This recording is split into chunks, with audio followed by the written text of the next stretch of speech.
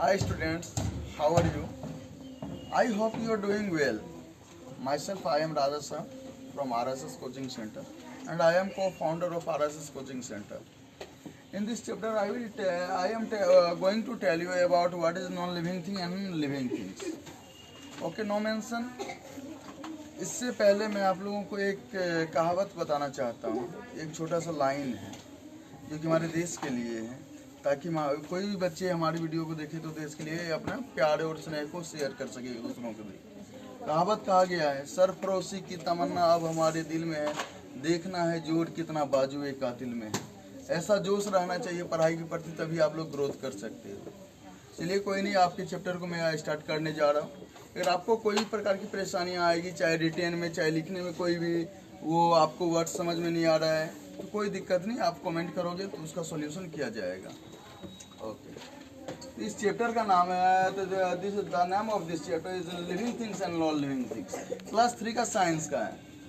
तो first question आपको आप लोगों की क्लास में लिविंग थिंग और नॉन लिविंग थिंग का बता दिया गया जो कि आपके वो यूट्यूब चैनल पे प्रेजेंट होगा, ठीक है ना। उस पर आप हमारे प्लेलिस्ट में जाके चेक कर सकते हो। इसका दूसरा क्वेश्चन आपको, what is the characteristic of living thing. What is the characteristic of living thing, मतलब लिविंग थिंग के क्या गुण होते हैं। तो the characteristic of living things are so many, या there are so many characteristics of living thing, मतलब living thing के बहुत सारे गुण होते हैं। एट फर्स्ट में दिया गया living thing need food, living thing को भोजन की जरूरत होती है, but non living thing do not have need for food. Non living thing को फूड की जरूरत नहीं होती है। लिविंग थिंग ब्रेथ, जो भी सजीव वस्तुएं होते हैं वो सांस लेते हैं। Living thing can move, living thing चलते फिरते हैं। उसका living thing breathe, living thing सांस लेते हैं। Living thing grow, living thing बढ़ते भी हैं। जैसे कोई छोटा बच्चा जन्म लेता है, वो धीरे धीरे कितना बड़ा हो जाता है, फिर बूढ़ा होकर उसका वो डेथ भी कर जाता है। तो छोटा से बड़ा हुआ ना, उसका साइज इंक्रीज हुआ ना, तो उसी को हम लोग बोलते हैं ग्रो। और लिविंग थिंग फील मतलब महसूस करना। अगर हमारे हाथ में कांटा चुभ गए या पैर में कांटा चुभ गए तो ठीक, तो हमें पता चल जाती है ना, तो हम लोग फील करते हैं। या हमें चोट लगती है तो हम लोग फील करते हैं। या हमारे साथ कोई भी शौक वाली बातें आती है तो हम लोग फील करते हैं, ओह ये बहुत बुरा हो गया, उसी को हम लोग फीलिंग बोलते हैं। उसके बाद कहता है ऑल लिविंग थिंग डाई, जितने भी लिविंग थिंग होते हैं सभी डाई करते हैं, यानी मर जाते हैं। उसके बाद आपको दूसरा क्वेश्चन है, why do the living thing need food. Living thing को भोजन की जरूरत क्यों होती है। तो लिविंग थिंग को भोजन की जरूरत जो होती है लिव करने के लिए और ग्रो यानी बढ़ने के लिए।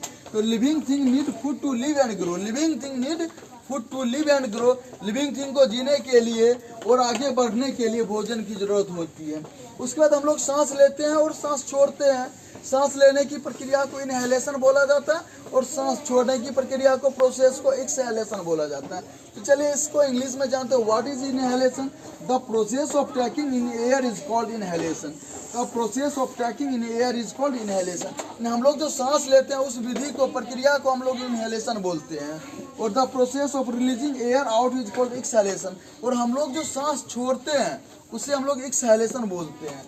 तो समझ रहे हैं ना आप लोग।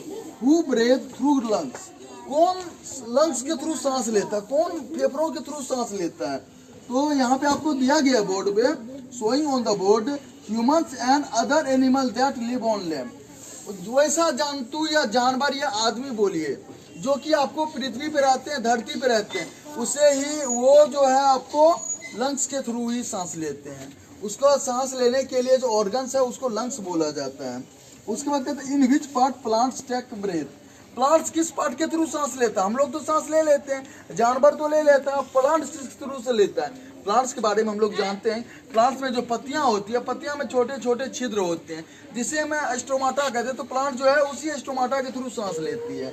जैसे आपको लिखा गया small pores that are present on the lips, यानी लिप्स पर छोटे छोटे छिद्र प्रेजेंट होते हैं, आर कॉल्ड स्टोमाटा, जिसे स्टोमाटा कहा जाता है।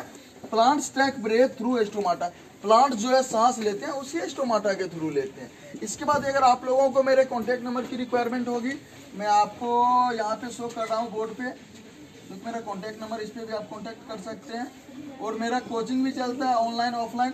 अगर आप लोग सैनिक स्कूल हो गई, नवोदय हो गई, नेतरहाट हो गई, इसका तैयारी आप ऑनलाइन करना चाहते हो ऑफलाइन करना चाहते हो, दोनों सुविधा प्रेजेंट है हमारे इंस्टीट्यूट पे। तो मेरा कॉन्टैक्ट नंबर ये है, बता रहा हूँ आपको। ठीक है, इस पे आप कांटेक्ट कर सकते हो। तो मेरा नाम हो गया राजा सर। ठीक है, ओके, थैंक यू, जय हिंद।